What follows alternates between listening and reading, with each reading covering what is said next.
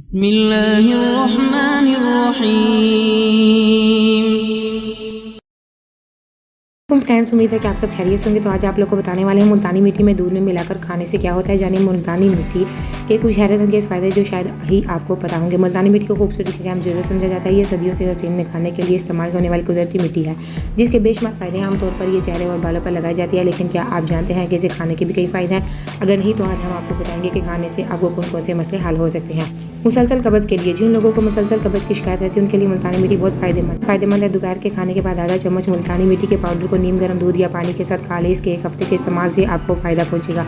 पेट के कीड़े, अक्सर बच्चों के पेट में कीड़े हो जाते हैं, जिसकी वजह से खाना उनके जिस्म पर नहीं लग रहा होता और वालिदैन से परेशान मुख्तलिफ डॉक्टर के चक्कर लगा रहे होते हैं।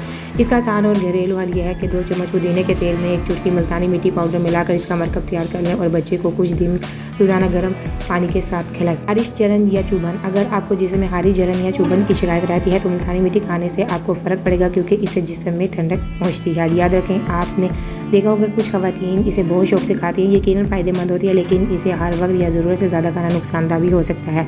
इन्फॉर्मेटिव वीडियो दूसरे तक लाजमी शेयर करें ताकि इसका फ़ायदा हो सके। Thank you for watching my video.